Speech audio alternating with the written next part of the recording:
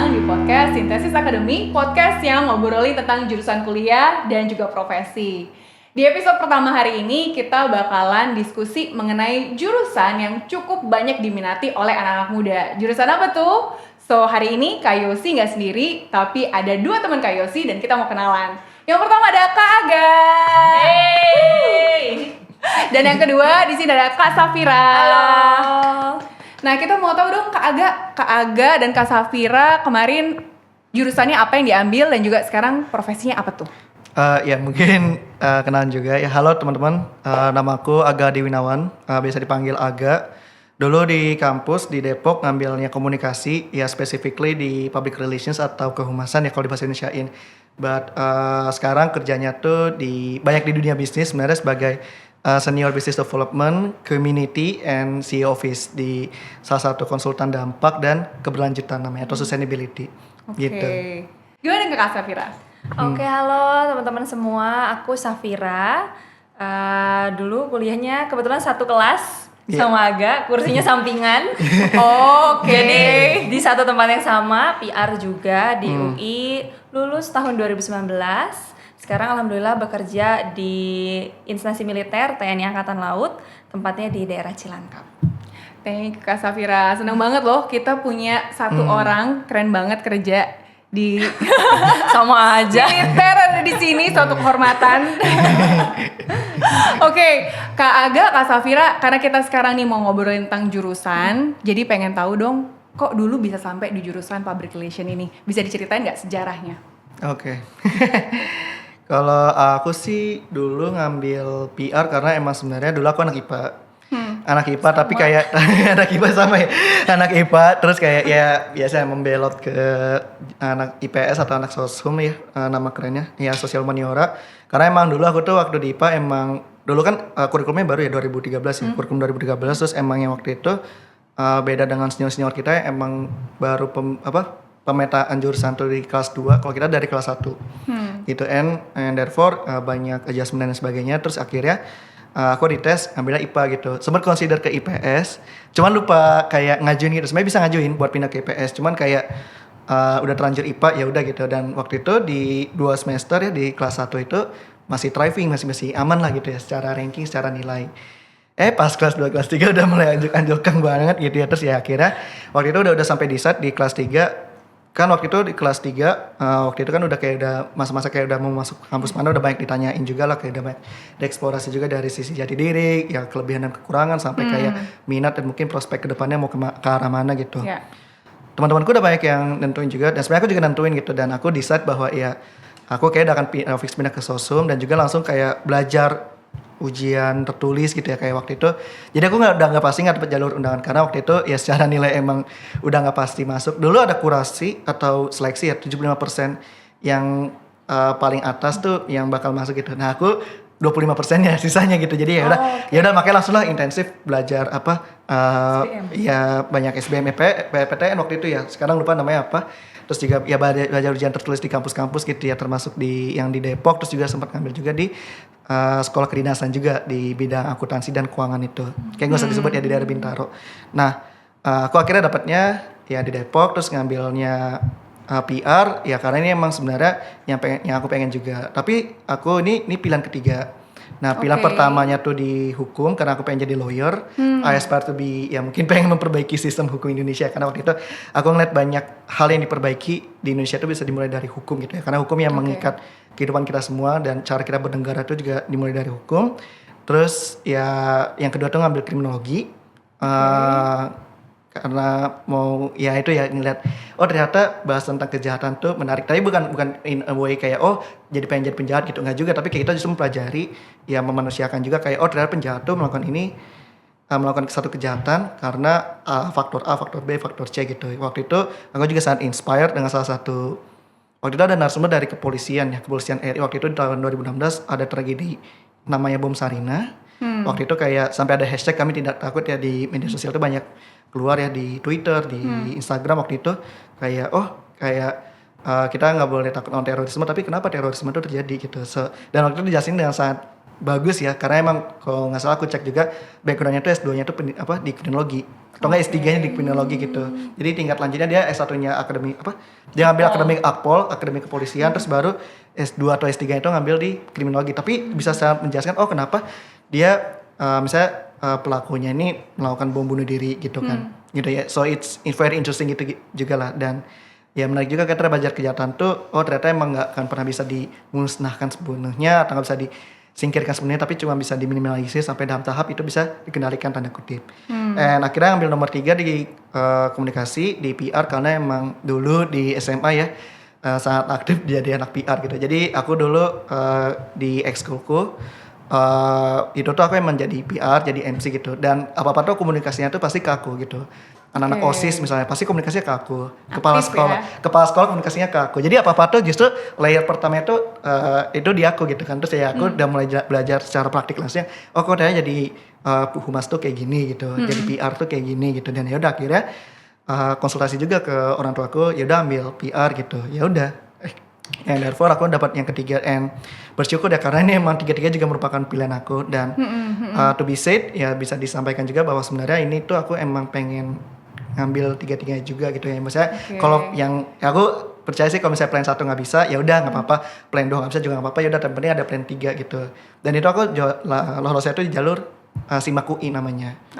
Gitu. Jadi itu seleksi masuk kampus UI, ya udah kayak itu jalur terakhir sebenarnya. Kalau udah nggak dapat SIMAK ya udah sebenarnya nggak ulang tahun depan gitu ya. Udah akhirnya aku dapat di pilihan ketiga dan di ujian terakhir ya di UI gitu buat masuk ke sana.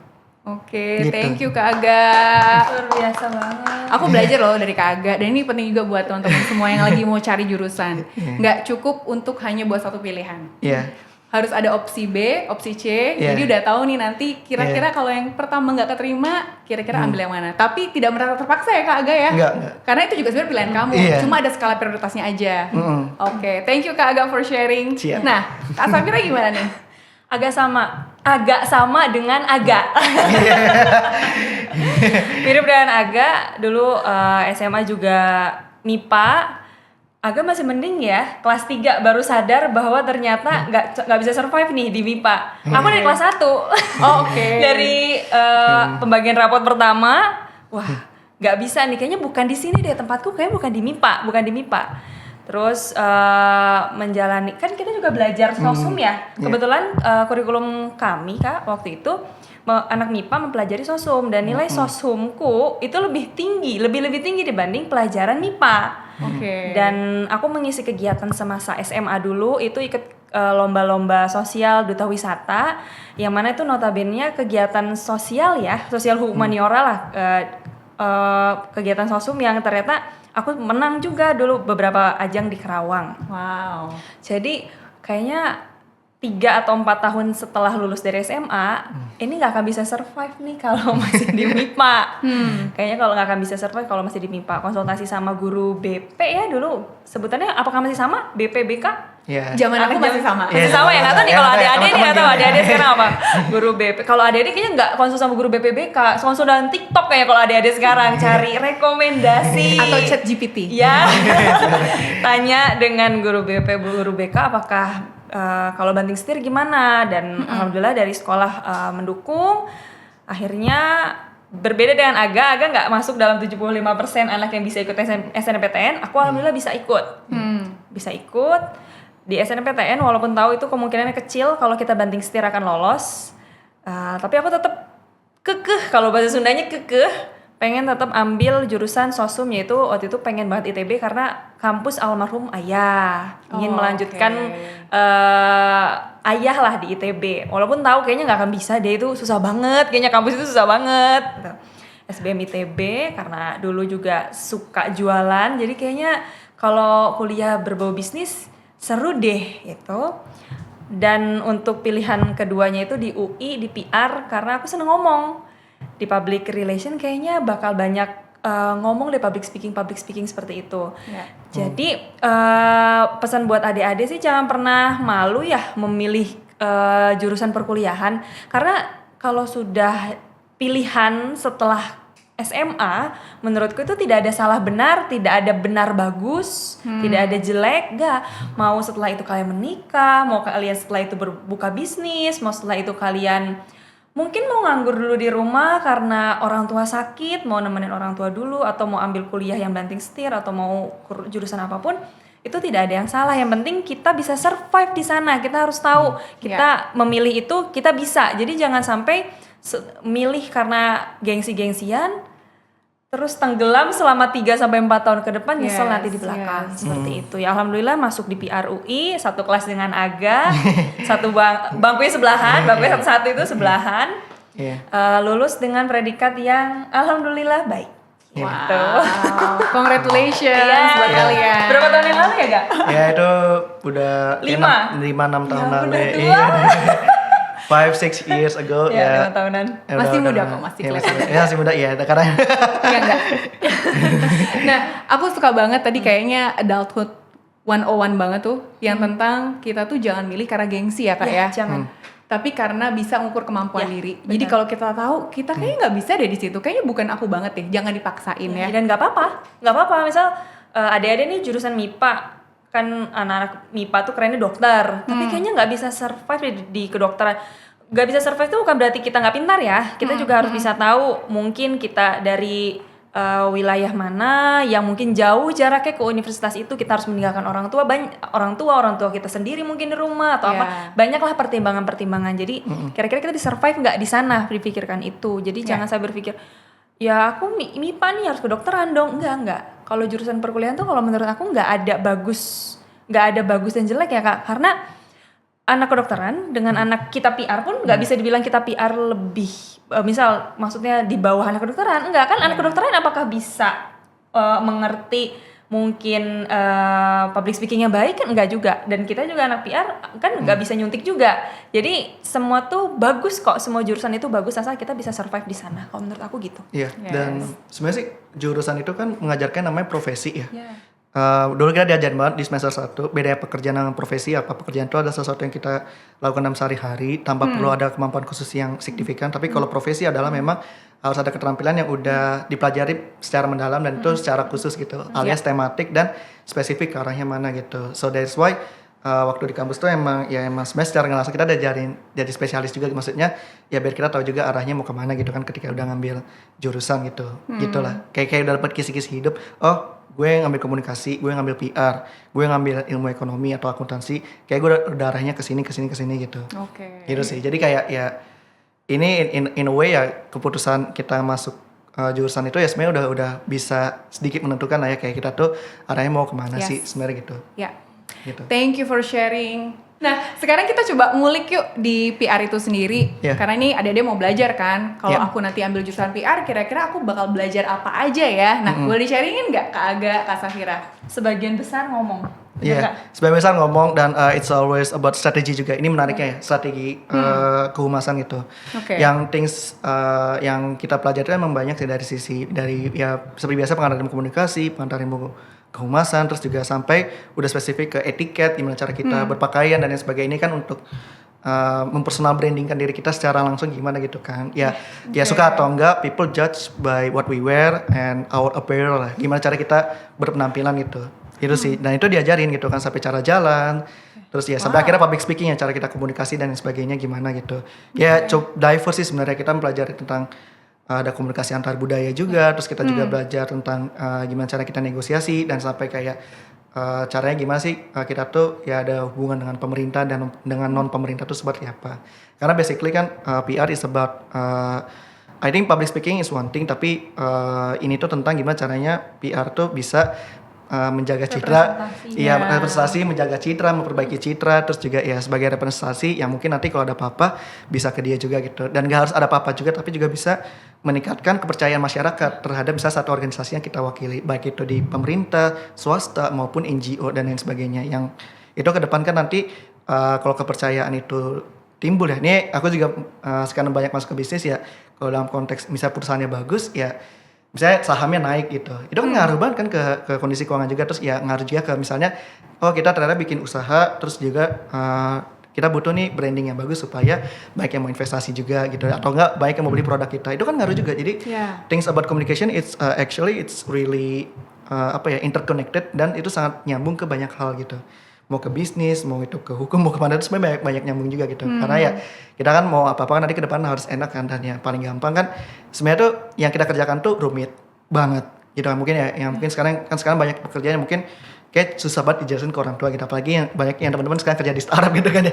Kayak mungkin ini ngapain sih kerjanya gitu di startup, mungkin dulu there's no such things called ride hailing, terus habis itu healthcare app, apa itu kayak teleconference app yang sekarang kita sebut Zoom meeting, itu tuh nggak familiar itu di zaman dulu, tapi sekarang udah familiar. Dan cara kita mengkomunikasinya itu gimana nih biar orang tuh ngerti, mengartikulasikan satu visi yang sangat tinggi tapi mudah dipahami dengan orang-orang yang dekat dengan kita. So I think about the communication is that we bridge the gap of the understanding. Kayak orang yang tadinya nggak ngerti jadi ngerti, terus jadi percaya. Dan bahkan jadi invest ke kita. Nah itu semua dimulai dari komunikasi. Makanya kan kita waktu itu kan sekarang mungkin ya anak-anak bisnis, anak startup tuh belajar tentang pitching gitu kan, kayak cara komunikasi gimana. Kayak misalnya kayak kuliah di mana, di misalnya sekolah bisnis atau apa, ya itu dia juga pasti belajar kan kayak pitching tuh gimana. Tapi ya kalau kita juga dibelajar kayak secara spesifik, cara mengartikulasikan kata-kata, kalimat supaya orang tuh ngerti dan bisa diterima dengan baik gitu. Bahkan kita sampai belajar olah suara ya. Jadi olah suara tuh maksudnya kayak gimana sih suara tuh bisa senyum. Kan kayak kalau bibir kan senyum bisa kan, tapi kalau suara gimana sih biar bisa senyum gitu. Orang kan nggak ngeliat muka kita, tapi kalau dengar suara kita gimana sih biar bisa senyum. So itu tentang komunikasi juga. Gitu. Nah itu sih menarik ya gitu ya. Jadi teknik sedetail itu juga dipelajari ya. Sedetail dipelajari iya gitu ya. Bahkan sampai kita ada kasus nih, wah ini ada kasus nih perusahaan kita lagi ada apa. Kita harusnya gimana? Wah itu seru banget. Penyelesaian masalah itu. Sadikesnya gimana nih? Iya. Mata pelajaran apa itu ya? Itu pengantar kehumasan deh kalau nggak salah. Semester 1 up. Yeah. Beberapa kali kok mata pelajaran itu seru banget Kak. Jadi kita belajar dikasih kasus, studi kasus, kita punya perusahaan dijelasin. Perusahaan kamu mengalami permasalahan ini apa yang harus kamu lakukan seperti itu. Jadi kita berkelompok, ceritanya kita seorang humas, kita seorang humas perusahaan yang harus menyelesaikan permasalahan itu dan membangun trust lagi ya, kepercayaan dari audien, dari masyarakat untuk perusahaan kita. Seperti itu yang seru sih itu. Kayak misalnya perusahaan tuh screw up atau bikin salah, terus ya udah gimana cara kita make amends ya, kita gimana cara memperbaiki kesalahan itu. Press release dan lain-lain. Minta maaf sampai retribusi kita ganti rugi atau gimana. Karena ini menariknya tentang komunikasi PR dan kehidupan itu adalah kita pasti itu bikin salah, pasti bikin salah. Sebagus-bagusnya company, sebagus-bagusnya organisasi yang kita wakili itu kita pasti bikin salah. Kayak hidup tuh kayak kita tuh kayak jalan di lantai yang licin, pasti kepleset.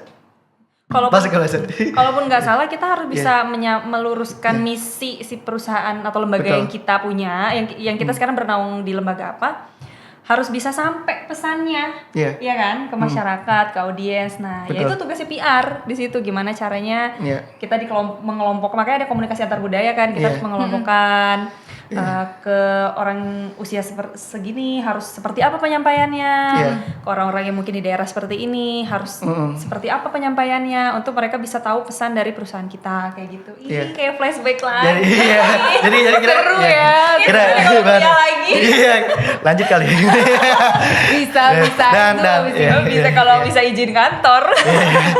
Dan ya pokoknya sih komunikasi itu tentang juga egalitarisme ya, kita menyetarakan kedudukan. Jadi kayak misalnya kita ngobrol dengan orang yang lebih muda daripada kita atau dengan orang yang lebih tua kita, itu sebenarnya kita tuh setara gitu. Tapi dengan gimana caranya kalau misalnya dengan orang tua, misalnya kita ya ada salam takzim, dengan kalau misalnya dengan orang teman-teman muda ya lebih disesuaikan lagi cara bahasanya gimana gitu, biar relate, biar bisa beresonansi alias nyambung di otak itu.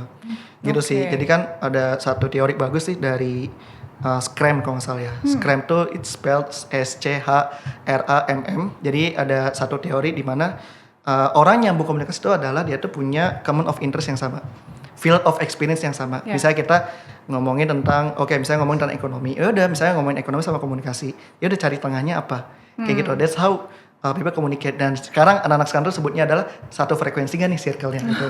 Kalau mau bikin circle harus satu frekuensi. Nah ini frekuensi yang dimaksud Scrum-nya adalah dari common interest dan field of experience ini yang dicari gitu sih. So it's amazing ya. Ternyata emang nggak cuma ke psikologi, tapi ya kayak gimana caranya orang tuh jadi buy in ke kita, caranya ya by communicating juga gitu. And satu pepatah ya adalah we cannot not communicate. Kita tuh pasti bisa berkomunikasi.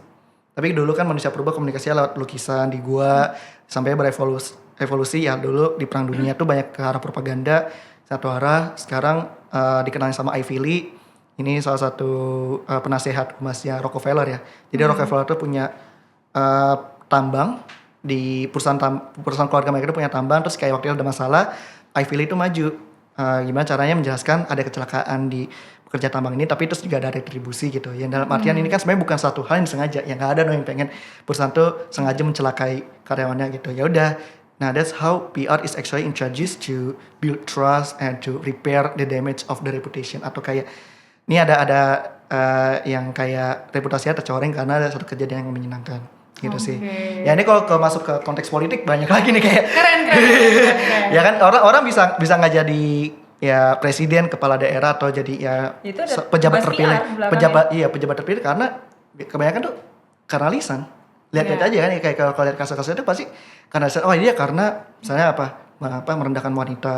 Oh dia karena ngomongnya blunder, apalagi mungkin agak menyinggung ke agama gitu. Itu kan sebenarnya it's how we communicate ya. Betul. Iya, kalau ya sebenarnya bagusnya nih kan ya Allah, oke lah politisi pasti salah ngomong gitu. Nah, tapi kan yang sering bikin blunder itu adalah cara minta maafnya. Cara kayak oh iya harusnya gimana gitu. Itu kayak memperbaikinya itu masih banyak PR lah gitu. So ya, nah makanya tim ses, tim relawan sekarang apapun namanya itu ya ada PR-nya pasti ya buat membangun strategi komunikasi supaya orang-orang wah ini gue banget nih pejabat ini gue pengen pilih dia buat ngejalanin daerah gue atau negara gue gitu. Wah, komplit banget nih. Thank you banget Kak Aga dan Kak Safira insight-nya. Jadi yang aku pelajari sebagai bukan anak PR adalah bahwa ternyata PR itu bukan cuma ngomong ya, tapi bicara dengan strategi yang ada objektifnya yang mesti dicapai. Adik-adik bingung nih PR apa humas, bahasa Indonesianya humas. Nah kan banyak sih kayak humas Polri, humas lembaga-lembaga. Jadi ya setiap tempat lembaga itu pasti ya punya bagian kehumasan. Nggak susah enggak. Kayaknya dari cerita Aga kayaknya takutnya adik-adik ini kerjaannya berat banget ya. Enggak makanya kita selama 3 atau 4 tahun mempelajari PR itu ya enjoy. Alhamdulillah ya nggak susah dan di dunia pekerjaan pun relevan ya bisa dikerjakan dengan baik juga. Gitu. Akan selalu relevan sih karena ya alhamdulillah gitu lah. Ya. Tuh. Nah, tadi kan udah dikasih tahu nih ke adik-adik semua apa aja tuh yang dipelajari di PR. Nah, sekarang nih supaya mentalnya kita kalau mau masuk PR tuh lebih siap. Nah, kira-kira apa sih challenge-nya Kak Aga dan Kak Safira di perkuliahan PR ini atau humas tadi ini dan gimana kita bisa prepare ke sana? Challenge-nya sebenarnya adalah kita tuh kan kalau anak komunikasi kan pasti kayak dituntut buat selalu pede di depan umum ya, di depan orang lah gitu. But of course ada yang namanya tuh ini ya, ya kita jadi nervous kita atau stage fright gitu. Semua itu stage fright. Ya dari orator-orator ulang kayak Martin Luther King, ya Adolf Hitler, Mahatma Gandhi itu pasti grogi gitu. Bahkan ketika Martin Luther King itu pas maju ya mau pidato tuh yang dia sampai bikin I Have a Dream tuh pas dia maju pas di kursi paling depan ya, dia tuh bawa kertas terus dicoret-coret gitu. Gue pengen ngomong gini, enggak deh kayak ngomong gini, kayak harusnya gue ngomong gini, dicoret-coret gitu. Jadi kayak anxious gitu dan lain sebagainya. Itu wajar, but it's about how we control it gitu. Dan waktu itu jadi challenge juga ya gimana cara komunikasi biar kayak nggak kaku, biar nggak kayak keringet dingin atau nggak kayak bisa tiba-tiba kok tangan kayak ngerasa dingin gitu ya, kayak grogi banget gitu. Itu mata kuliah public speaking gitu ya, public speaking, iya komunikasi di depan umum ya kalau di bahasa Indonesiain itu kayak gitu. Dan menurutku challenge yang kedua itu adalah konteksnya ada protokol ya. Kita tuh belajar protokol ya Mbak di kehumasan gitu. Jadi kayak kita cara mengadres pejabat itu seperti apa. Duduk di sebelah mana. Pejabat gitu. Tertinggi di sebelah mana. Nanti yang selanjutnya di kanan, terus di kiri, kiri. Nanti yang anggota di mana-mana itu belajar. Nah, kita harus memberikan sesuatu juga dari sebelah kiri atau sebelah kanan. Belajar itu kan kita majunya dari kiri. Kayak sitting arrangement tuh kayak sebenarnya tuh kayak orang-orang nyanggap sepele tadi ternyata harus dipelajari sedalam itu dan itu kira spesifik 3 SKS di situ buat kayak misalnya pejabat paling penting round table nih. Saya round table panggungnya di mana di sini. Ya berarti pejabat yang paling penting posisinya di mana gitu. Dan yang misalnya nggak paling penting adalah yang paling dekat pintu. Kayak gitu kita belajar tuh misalnya misalnya meja di paling tengah. Di mana si pejabat tertinggi atau orang yang paling posisinya paling tinggi dalam ruangan itu duduknya harus di mana. Gitu. Terus yang kedua adalah tadi kalau ngomongin satu ruangan convention room atau conference room, ini adalah ngomongin tempat posisi duduk di mobil. Ini karena protokoler ini kan simpelnya adalah menjaga keamanan pejabat tertinggi. Waktu itu ya kita belajar presiden. Ketika misalnya gini, satu kasus ada sopir setir itu sebelah kanan. Karena kita Indonesia setir di kanan, ada orang di depan. Presiden ditaruh di mana? Kalau misalnya ada 2 orang di belakang gitu, maksudnya kayak selain dia, jadi ada 3 orang. Presiden taruh di mana? Biar supaya nanti ke depan tuh aman. Jadi ketika ini kan belajar dari kasus penembakan John F. Kennedy ya, karena kan waktu itu ya mobilnya window open banget, kayak window open terus ya kayak jadi kayak nggak terlalu ketat dan bisa shoot gitu kan. Nah itu gimana tuh? Dan bahkan waktu kemarin kan juga di Amerika kan di Pennsylvania ya, kalau nggak salah, ya waktu itu Donald Trump waktu masih jadi calon presiden ditembak kan. Nah itu kan protokolnya juga akhirnya dipertanyakan. There's something that we learn. Jadi nggak cuma intelligence agency atau kayak badan intelijen atau kepolisian atau bahkan badan federal agency gitu ya, kayak FBI, CIA itu yang belajar itu, tapi Humas itu belajar buat tempat itu gimana. Wah, jadi sekrusial itu buat menjaga kayak pejabat tuh harus diamankan bagaimanapun caranya gitu. Gitulah gitu. Jadi ya itu di Humas belajar itu, dan dulu aku belajar nganggap itu challenge karena selain dari setting arrangement itu juga adalah nge-address-nya tuh gimana. Kayak gini misalnya gini, Mbak Yasi. Kalau misalnya menterinya tuh perempuan ya, kita cara nge-address suaminya gimana? Itu juga dipelajari ya, sedetail juga. itu ya. Iya, misalnya Menteri Keuangan Sri Mulyani, Indrawati, SE, ME apa gitu. Nama suaminya dipanggil apa? Kalau presiden kan kita ngerti, misalnya yang menteri atau misalnya kepala lembaga negara yang itunya laki-laki kita ngerti, dan istri biasanya. Tapi kalau dan suaminya gimana? Nah itu tuh aku sering kecelek lah, atau kalau kayak bahasanya keseleo lidahnya. Gitu kayak karena suka ngomong gitu, dan ya udah. Gitu sih. Ya ternyata sekompleks itu, seribet itu. Gitu sih, iya. Berarti artinya selain harus selalu siap tampil, anak PR itu juga dituntut untuk mengerti protokoler yang cukup kompleks. Kita belajar itu. Kita juga belajar. Karena di PR itu dulu salah satu dosen pernah bilang, kalaupun nanti ilmu PR itu nggak cuma kepake untuk kita bekerja aja. Kalaupun kamu tidak bekerja, itu ilmu kepake untuk diri kita sendiri, mempiarkan diri kita sendiri. Ya walaupun jadi nggak selalu kita merepresentasikan perusahaan kita, tapi bisa juga kita merepresentasikan diri kita. Makanya kita belajar mata kuliah yang aku suka itu etika kepribadian. Kebetulan kecuali selain itu relevan dengan hobiku dulu di dunia perlombaan putri-putrian, duta wisata, karena kita belajar catwalk, gimana cara duduk, gimana cara tepuk tangan, gimana caranya bersalam, memberikan kartu, terima kartu. Iya benar, kasih kartu nama dia benar. Iya. Kita terima kartu. Logo perusahaannya nggak boleh ketutup. Ngambilnya sebelah mana, disimpan bawah segala macam. Belajar itu, Mbak. Iya, kayak saya ngasih kartu perusahaan kayak dikasih kasih nama. Terus logo perusahaan itu nggak boleh ketutup sama jempol kita karena dianggap kita tidak mengenal perusahaan kita sendiri. Dan kalau nerima harus kayak ada clinking di sini, ngambil. Gitu. Ini this actually mungkin jadi cara membedakan kita tuh ya adalah kita ini profesional atau enggak sih? Makanya salah satu dosen itu bilang, walaupun kalian nanti akhirnya memutuskan untuk tidak bekerja pun tidak apa-apa, ilmu PR itu kepake untuk diri kalian sendiri, kalian untuk mempiarkan diri kalian agar bisa punya image yang baik di depan, di luar, walaupun bukan membawa nama perusahaan kayak gitu. Atau mungkin kalian mau jadi mempiarkan suami kalian, katanya salah satu dosen gitu waktu itu. Terutama perempuan-perempuan nih kan masih beres kuliah, mau nikah aja waktu itu kata gitu. Pada ketawa-ketawa, akhirnya ya nggak apa-apa, nanti ilmu PR ini kepake untuk kalian mempiarkan suami kalian. Sebetulnya suami kalian pejabat, jadi nggak usah sewa PR lagi, kalian aja PR-nya kayak gitu. Insight-nya bagus. Kepake lah ya ilmu. Betul. Itu sih. Menarik ya ternyata ya. Maksudnya dunia PR tuh ternyata seluas dan sedalam itu. Jadi bukan hanya tentang bicara, tapi bicara dengan strategi, bicara dengan teknik. Kayak tadi sampai sesimpel gimana kita menerima kartu nama. Ngasih dan terima kartu nama. Nah ngomongin kartu nama nih, biasanya kartu nama kan kalau untuk orang kerja ya.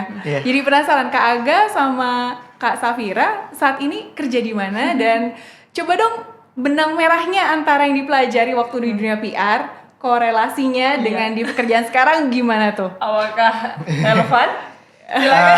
Kalau aku alhamdulillah nyambung sih Mbak, karena emang PR kan waktu itu juga belajar tentang kampanye kreatif ya. Jadi akhirnya ya belajar bikin konten media sosial gitu, atau gimana caranya bikin strategi media sosial gimana. Ya itu salah satu kerjaan pertamaku. Nah itu di BUMN, di telekomunikasi. Waktu itu magang, tapi udah belajar sedalam itu kayak buat, oh ternyata dalam misalnya kita meng-attract audience atau menarik perhatian audience tuh, cara komunikasi harus ada metode AIDA namanya. Dari awareness, interest, desire sampai action gitu. Ada yang namanya ISAS. Kalau ISAS itu awareness, interest, searching, action, terus juga S-nya tuh sell atau share. Jadi kayak gak cuman beli misalnya produk kita, tapi dia mempromosikan juga. Jadi ini namanya word of mouth. Nah itu aku banyak belajar juga kayak ini gimana nih biar konten-konten aku bisa jadi sekarang tuh UGC, user generate content, biar bisa di-share banyak orang gitu lah. Jadi bukan biar kayak bikin FOMO aja, tapi ya biar gimana caranya ini bisa bawa banyak knowledge atau mengeducate gitu. Pindah ke startup di fintech, belajar government relations. Nah ini justru lebih banyak cara komunikasi, ngecap, terus bikin deck presentasi, dan cara presentasi ke depan Bapak Ibu di level pemerintahan. Which is yang sebenarnya itu banyak beda, yang tadinya dulu kreatif banget, sekarang kadang yang kayak agak government relations. Meskipun di startup ya, di startup itu kita di internalnya luas, fleksibel, tapi kan di luar sana kan harus kayak profesional dan formal juga ya, kayak mohon izin Bapak Ibu, ya kami bermaksud untuk kami mewakili PT, waktu itu aku di Coinworks, dalam misalnya kita mempresentasikan apa yang kami tawarkan jadi solusi gitu ya. Waktu itu konteksnya ke arah UMKM. Habis itu pindah ke edutech. Edutech tapi aku megangnya community. Community itu aku di sana tuh memoderasi bahasanya. Komunitas guru di 10 daerah yang waktu itu jadi sasaran CSR-nya edutech itu, dan kebetulan tuh dapat donor atau dapat pendanaan ya dari perusahaan-perusahaan di level nasional gitu. Jadi di 10 daerah itu adalah ya nilai UN-nya itu paling rendah se-Indonesia. Jadi kita nggak address buat mengembangkan guru-gurunya gimana nih. Nah kita cultivate atau kita jaga, kita maintain dengan komunitas guru tadi. Baru akhirnya masuk yayasan jadi strategic partnership. Nah ini akhirnya banyak berkomunikasi dengan orang-orang yang kayak bangun relasi, bangun hubungan bisnis, sampai bangun hubungan strategik ya. Buat dalam konteks itu aku tuh kalau idenya tuh adalah kalau kita tuh pansos, panjat sosial, kita menaikkan kredensial company kita, terus juga organisasi kita, sama ya gimana caranya ini bisa jadi cuan gitu. Gitu lah. Jadi nomor 1 ini, nomor 2 ini sebenarnya gak terpisahkan gitu. Nah itu aku ngerjain itu. Sekarang kerja di consultant ya, namanya Maximal Consulting. Jadi kami adalah Sustainability dan Impact Consulting yang fokusnya tuh menawarkan ide-ide tentang keberlanjutan itu seperti apa. Terus juga dalam konteks training, pengembangan SDM, sampai ke arah aktivasi komunitas atau gimana caranya perusahaan itu bisa turun ke komunitas itu seperti apa dengan cara yang mudah gitu. Atau kita mengimplementasikan program CSR perusahaan tadi gimana gitu. Karena kan emang kebanyakan CSR companies itu kan nggak punya tim ya buat ngerjainnya. Tapi tim kantorku tuh bisa gitu. And ya arahnya banyak ke arah manajemen beasiswa, terus juga arahnya ke peningkatan literasi keuangan, inklusi keuangan, hal-hal seperti itu kita ngerjain gitu. Nah kayak gitu sih, jadi ya it's very diverse ya, ada sisi sosial, bisnis, pendidikannya masuk juga. Gitu. Wah Kak Aga ini banyak banget pengalamannya Kak Aga ya. Kayaknya tadi aku itu nggak ada 5 kayaknya. Iya gitu, karena ya emang ya alhamdulillah masih banyak nyambungnya gitu ya. Tapi sekarang aku emang sekarang ke arah bisnis sih, Mbak Yosi. Iya. Jadi artinya nih jurusannya PR, tapi kerja bisa di mana-mana ya Kak Aga ya? Iya, nyambung. Nyambung aja, semua bisa disambung. As I mentioned previously, ya ini enak banget kalau udah masuk komunikasi. Kemana-mana nyambung. Keren Kak Aga. Thank you for sharing. Kak Safira gimana Kak? Beda ya sama Aga banyak banget dari pengalamannya. Tapi memang harus seperti itu sih Mbak, karena kan masih muda, mumpung masih muda, masih semangat. Terutama belum nikah enggak? Belum. Sama-sama belum juga Bang. Jadi nggak perlu izin-izinan, jadi ya cari pengalaman sebanyak-banyak, apalagi di ibu kota juga ya. Setuju sih, keren banget Aga. Kalau aku sekarang alhamdulillah sudah menjadi pegawai negeri. Jadi nggak bisa kayaknya pindah-pindah kayak Aga ya, nggak semudah itu. Menunggu surat penempatan baru bisa pindah-pindah. Alhamdulillah sekarang kerja di lembaga kehumasan juga, sama humasnya TNI Angkatan Laut. Kebetulan saya juga kerja di dunia militer, instansi militer itu kan juga ada yang sipil, ada yang PNS, ada yang militer. Iya. Aku militernya. Oke. Aku militernya, makanya rambutnya bondol. Oke. Makanya rambutnya nggak bisa panjang nih kayak kakak nih. Sebenarnya pengen panjang kayak gitu, cuma belum kayak boleh. gini ya. Panjang banget. Tuh lu panjang kan enggak? Sampai dikuncir ya. Panjang. Ponytail ya. Secara kan model. Ya. Iya, betul juga. Dulu. Iya. Ya sekarang samponya jadi hemat lah ya. Boleh sih panjang, cuman masih junior, nanti kalau sudah agak senior lah. Panjang lagi. Kerja di Lembaga Kehumasan TNI Angkatan Laut. Jurusan kuliahnya alhamdulillah ilmu-ilmunya kepake, sangat amat terpakai. Sangat amat terpakai. Karena aku bertugas di Dinas Penerangan Angkatan Laut, itu seperti humasnya. Aku bekerja di Subdis bagian penerangan umum, yaitu banyak komunikasi dengan media-media luar, dengan juga masyarakat. Jadi bukan komunikasi ke dalam, bukan untuk, kan ada di Dispenal itu ada beberapa subdis, ada salah satunya Penum, penerangan umum, ada juga penerangan pasukan.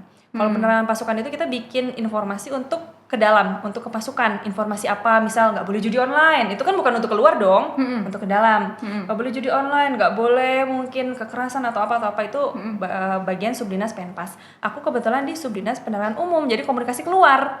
Gimana caranya membangun citra dari Angkatan Laut, pemberitaan. Jadi sangat amat kepake ilmunya sebenarnya. Sangat amat kepake. Tugasnya ini sekarang kalau teman-teman nih semua lihat sosial medianya TNI Angkatan Laut, itu pemberitaan itu ya aku yang buat. Timku, aku dan tim subdisku, yaitu pemberitaan rilis segitu panjang-panjang itu sehari bisa 5, karena kan aku di Dispenal itu kan di Mabes Angkatan Laut, Mabesnya. Jadi kita memberitakan seluruh pemberitaan Angkatan Laut se-Indonesia Raya. Jadi itu nggak ada Kak, kerja Senin sampai Jumat tuh nggak ada. Kerja itu ya setiap hari dan 24 jam. Karena bisa jadi mungkin di Lanal Merauke, mungkin di Lanal Tahuna, misal daerah Natuna, kalau nggak di Lanal Natuna lah misal. Ada pemberitaan penangkapan narkoba misal. Yaitu ditangkapnya jam 11 malam ya. Per kesempatan pertama ada informasi dibuatkan berita. Jadi ya standby 24 jam itu handphone itu ya langsung buat beritanya. Kayak jurnalis berarti ya? Iya, standby terus ya? Iya, kayak gitu Kak. Ya apalagi jurnalis ya, seluruh permasalahan yang ada ya. Kalau kita kan hanya mencakup permasalahan Angkatan Laut se-Indonesia Raya. Ya udah, jadi ya tidak ada kata istirahat. Ya kalau lagi kosong istirahat. Jadi ya nggak ada tuh lagi cuti, nggak bisa diganggu ya nggak ada. Ya tetap terus bekerja. Gitu sih. Jadi untuk ilmu PR yang tadi udah dijelasin sebelumnya, press release, press kit, narasi, public speaking juga ya sangat kepake untuk dunia pekerjaanku saat ini, alhamdulillahnya gitu. Wow, menarik banget nih, aku baru udah 3 tahun lah aku bekerja di sini. Banting setir juga ini dari kehidupanku yang dulu putri-putrian cewek banget. Dia masih cantik kok. Iya, karena udah 3 tahunan dinas lah. Kalau baru beres pendidikan kemarin ya dipukul rata lah, sama bentuknya seperti itu, rambutnya cepak ya. Dulu lebih pendek dari Aga pas pendidikan. Iya, karena kita pendidikan kan hampir 1 tahun ya Kak. 1 tahun, ya kalau rambutnya panjang gini kapan keringnya? Kan latihannya hitungan 5. Kalau rambut gini kan keramas sedikit aja hitungan 5 langsung udah siap. Kalau rambutnya panjang kan basah segala macam, makanya ya alhamdulillah sekarang sudah mulai kembali lagi ya seperti dulu. Udah mirip kan ya? Kayak jangan kuliah. Udah agak-agak mirip ya. Kemarin-kemarin enggak. Udah. Masih junior Sudah back to normal. Masih gelap karena kan jemur. Nah, ini sesi terakhir banget nih, pertanyaan buat kakak-kakak sekalian yang pasti akan ngebantu banget mengenai tips.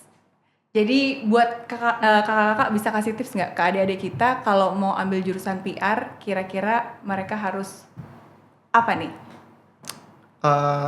Menurutku ada konteks idealisme dan pragmatisme yang harus dipertimbangkan ya kalau misalnya kita memilih jurusan. Maksudnya sure, oke, ini adalah passion yang mau teman-teman kejar di jurusan kan. Karena ini yang mungkin akan teman-teman ya belajari juga gitu.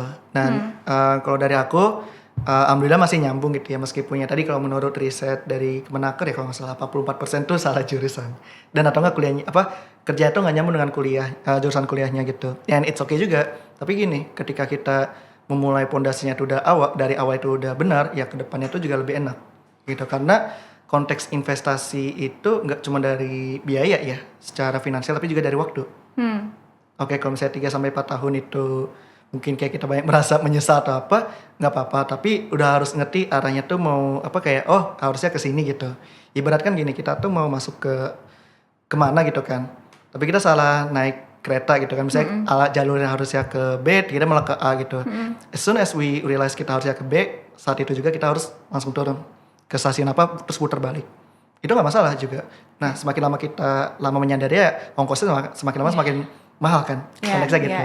Kayak gitu. Jadi ya gak ada jalan yang benar dan salah, tapi make sure bahwa yang teman-teman yang tahu juga kan ini mau kemana gitu. Kalau misalnya ada ngerasa salah jurusan, ya udah oke, harusnya gimana gitu. Misalnya perbanyak magang atau volunteer atau kepanitiaan yang sesuai dengan yang mungkin yang teman-teman mau kerjakan juga di kedepannya seperti apa. Jadi gitu. ada bridgingnya ya. Iya gitu, karena aku punya adik tingkat, dia ngambilnya K3. Itu di FKM UI, Fakultas Kesehatan Masyarakat UI, sampai dia tuh kayak ngerasa wah ini kayak pas dia kerja kayak nggak akan ngerasa banyak nyambung nih di K3.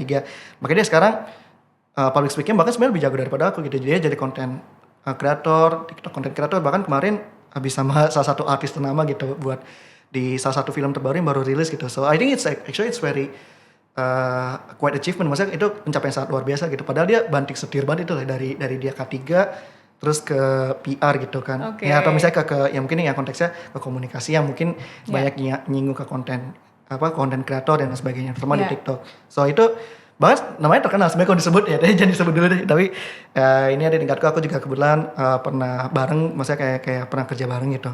So kayak gitu menurutku itu jadi salah satu contoh yang bagus sih teman-teman semua. Dan menurutku juga jangan gengsi ya, maksudnya jangan gengsi. Dibalik lagi kata Vira, jangan gengsi, jangan terlalu tertekan dengan stigma masyarakat seperti apa gitu. Nggak zaman gengsi gitu. Hidup kan hidup kita yang jalanin gitu. Maksudnya jangan FOMO, jangan ikut-ikutan karena iya adik-adik sekarang FOMO. Iya, maksudnya kayak ya I think it's okay FOMO-nya sama ya teman-teman ngerti oh ini FOMO-nya emang sebenarnya ini gue juga bisa, gitu. Ya, itu bisa juga gitu. Kayak gitu sih ya, jangan sampai kayak terlalu terjerumus lah kayak misalnya atau terbawa arus gitu ya, sampai teman-teman lupa buat ke daratan gimana, atau misalnya ternyata teman-teman harus melawan arus gitu. Nah, kayak gitu sih. So I think tadi balik lagi 2 ya. Satu adalah investasi waktu yang perlu diperhatikan juga. Kalau teman-teman ngambil jurusan ini supaya 3 sampai 4 tahunnya itu bisa membangun pondasi yang lebih awal, karena kalau udah mulai dari awal tuh naik levelnya tuh lebih cepat ketika di karirnya. Terus yang kedua adalah tadi jangan gengsi gitu. Karena kalau tadi udah ya kemakan gengsi atau misalnya terlalu nurut dengan orang tua, it's okay nurut dengan orang tua, karena kan ya ridho orang tua kan itu kan adalah ridho Tuhan juga ya kalau menurut agama Islam. Dan tapi perhatikan juga teman-teman maunya kemana gitu. Gitu sih kalau dari aku. Thank you Kak Aga. Tapi menarik juga nih, ternyata ini pesan-pesannya bukan cuma buat adik-adik kita yang di SMA, tapi juga buat yang kuliah yang udah merasa salah jurusan. Yang udah nyemplung, ya udah nggak apa-apa, tapi build that bridge ya. Iya, build that bridge gitu. Jadi ya kalau misalnya udah bikin 2 jalan, terlanjur bikin 2 jalan, ya udah gimana caranya dari jalan A biar bisa ke jalan B gimana gitu. Gitu sih. Thank you Kak Aga. Kalau udah nyemplung, kalau nggak bisa naik lagi ke darat, ya berenang terus sampai naik di daratan di depan. Iya, cari daratan yang baru. Analogi ya, itu dari kelautan ya kayak gitu. Iya.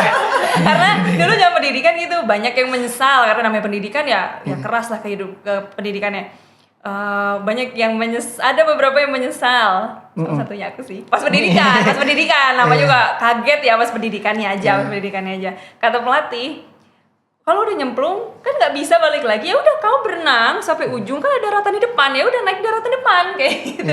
Jadi kalaupun untuk adik-adik yang mungkin merasa salah nih kayaknya sekarang, benar tadi kata Aga, kembangin diri di bidang-bidang yang lain, ikut seminar atau pelatihan atau mungkin lain-lain kayak gitu.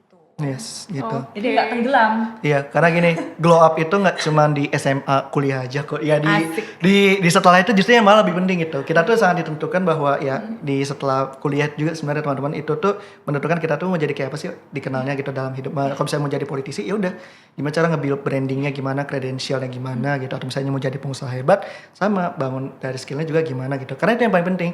Glow up-nya tuh jangan berhenti di SMA sama kuliah aja, lanjutin sampai akhir hayat kalau bisa gitu ya, supaya teman-teman jadi harus punya growth mindset punya growth mindset, terus explore gitu ya. Aku ngambil komunikasi, tapi pas kerja akhirnya nggak juga. Kayak perlu ngambil kursus ini nih. Aku ngambil mini MBA di SBM ITB juga, ngambilnya social innovation, inovasi sosial.